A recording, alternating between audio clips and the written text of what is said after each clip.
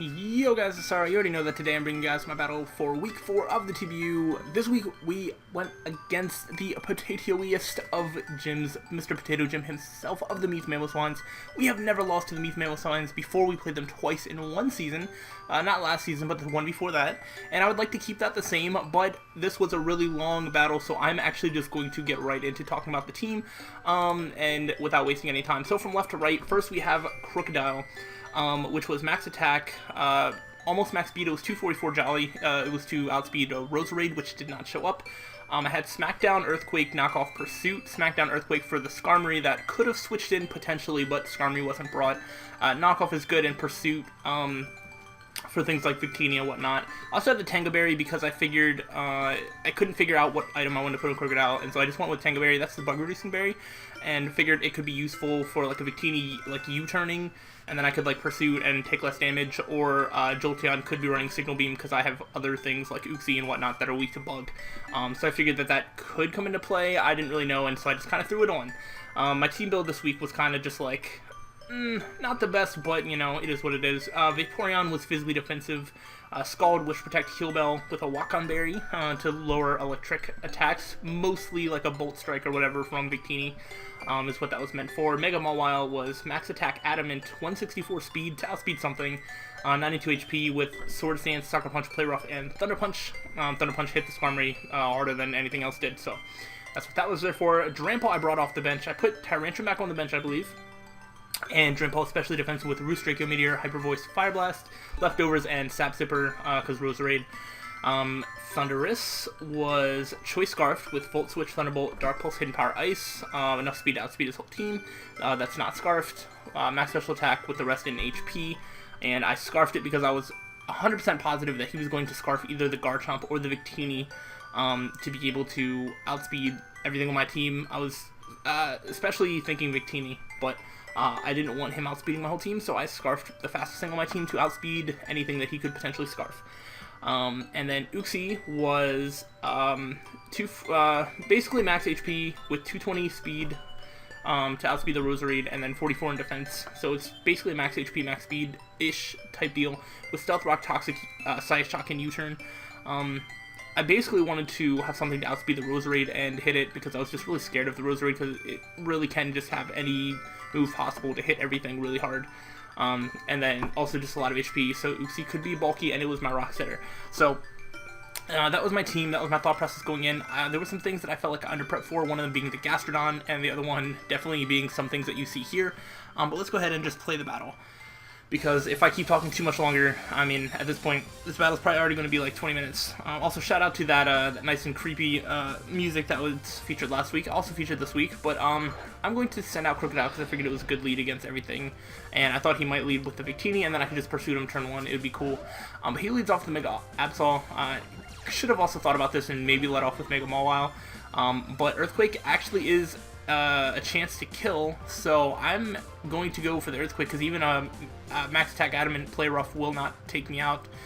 So I figure I might as well just get this threat out of my way, and we are going to start off this battle very, very interestingly because Jim is actually going to go for the Will-O-Wisp and miss, and that really sucks because then this Earthquake wouldn't have killed, and I think that's the biggest thing that really comes. I don't know that that affects too much later in the battle. It actually might, but yeah, I mean, I would have been dead. I still probably could have stayed and went for another Earthquake, but it definitely would not have been doing enough, as much damage as it otherwise would. But now he gets a clean switch into Heracross, which this is the point of the battle, which I kind of realized I don't actually have much for this, which is terrifying. So I need to figure out what this thing was, and he goes for the Mega Horn, and I was very confused because this looked like it had 0 attack investment. I'm still not sure if that's right. It could be. And then he goes for the Sword Stance, which is super terrifying. I thought about going for... Oh, I did go for Wish here. I thought about going to get damage, but I wanted to Wish Protect. I was not expecting Sword Stance, and I was very, very scared. So I thought... I definitely made a little bit of a misplay here, but not necessarily. I got the Intimidate off with the Mawile. If he went for Mega Horn, I was hoping that I could maybe live Mega Horn plus Close Combat, but I can't even live Close Combat. Of course, it was regular Mawile, but I do think that I still would have died to Mega Horn plus Close Combat even after the Mega Evolution, and Sucker Punch wasn't going to be doing enough, so that probably wasn't the best switch in. However, I didn't really have anything else to switch into Heracross, and Mega Mawile, surprisingly, was the least effective member on my team, so I don't necessarily regret that decision. Anyway, so it's all good. We did some scouting, figure out what he is, and yeah. I went for the Thunderbolt just to stop the Heracross. I had to attack the threat that was in front of me, but now there's a Jolteon, which I'm a little bit less scared about. So I just go ahead, and Drampal is going to get his first exposure in the league, and he goes for the Signal Beam. So he does have that bug coverage that I thought he could have. It does a decent amount because he has a Life Orb. I'm not sure if he was timid or modest. The roll could have been either. So all I know is that this is a Life Orb Jolteon, and that is going to be pretty scary if this thing goes down. So I need to make sure that that does not happen. He went for the Volt Switch. I wanted to get some damage off. I could have also possibly roosted here, but I wanted to get some damage off and put a little bit of pressure on Jim.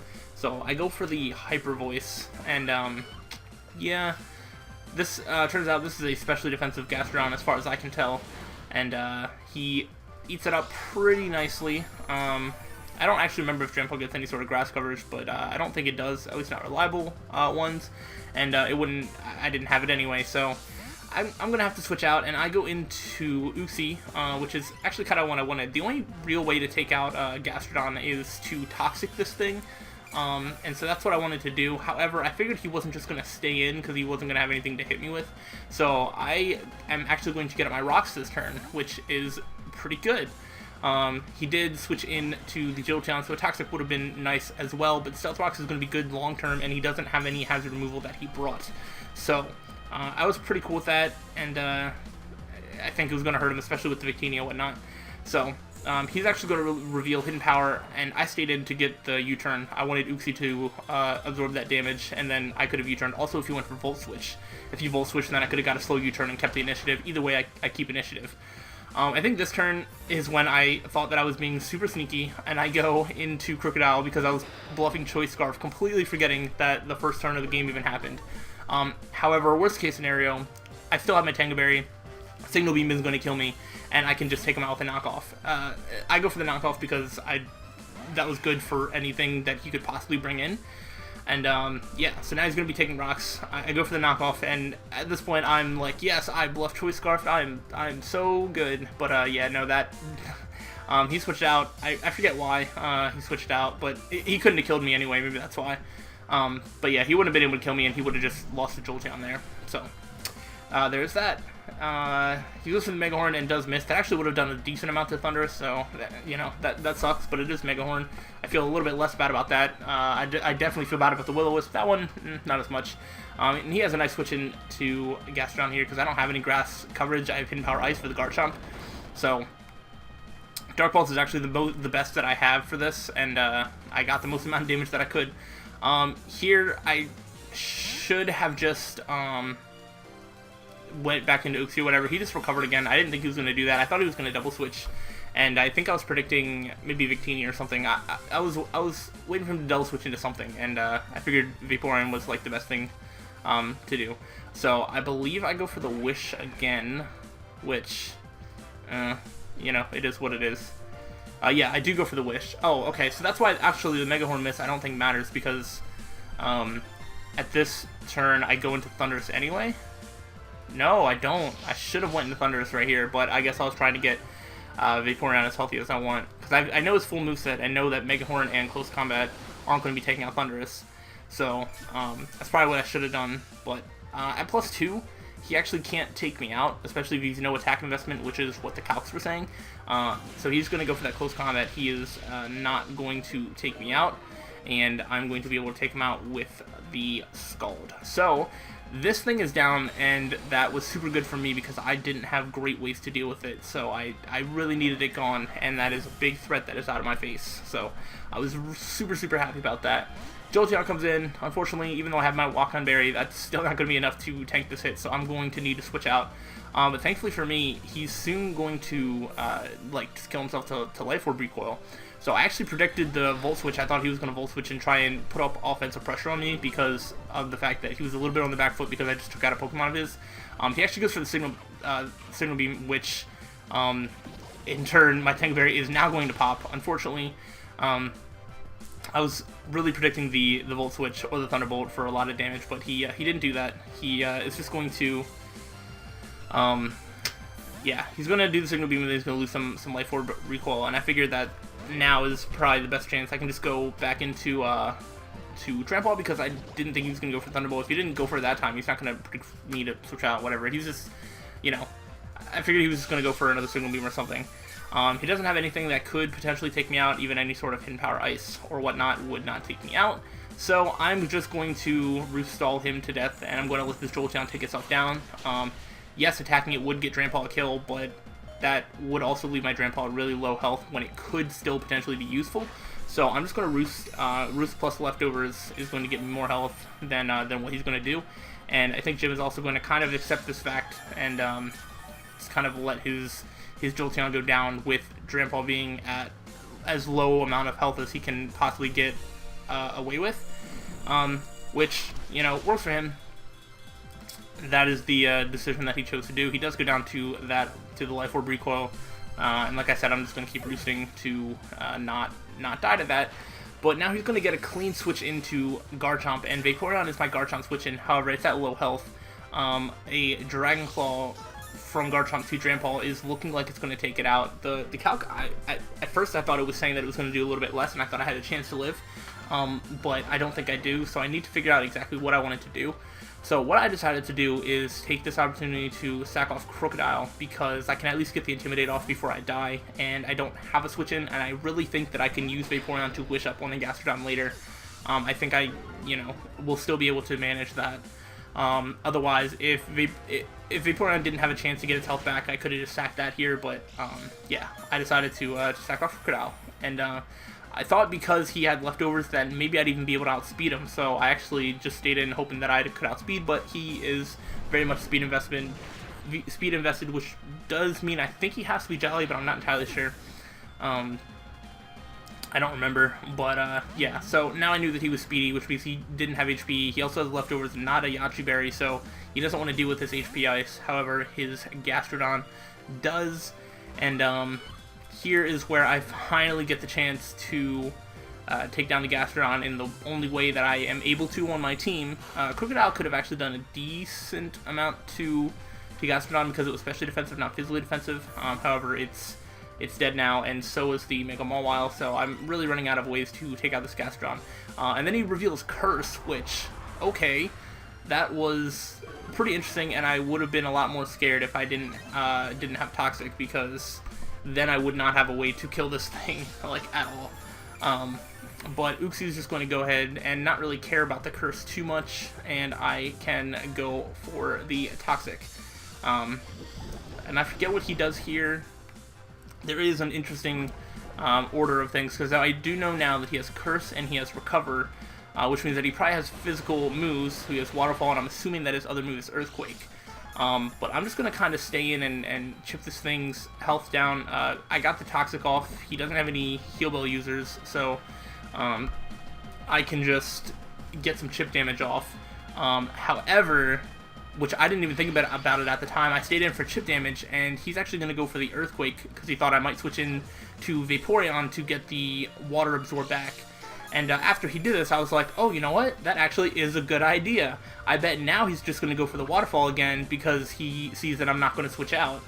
And I am going to guess right on this one, and I'm going to switch out into Vaporeon. That would not have happened if Jim himself didn't give me the idea to do that, which is kind of heartbreaking to say, just, you know, when the rest of the battle kind of turns out the way it does. But I'm going to get a bunch of health back now because of that.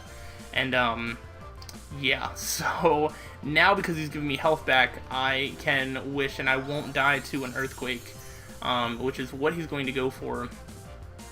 But like I said, I'm going to live it, and then I will be able to just protect next turn, and then he can die to Toxic, and I can get health back, and then this Vaporeon is healthy, just like I saved it to be able to do eventually.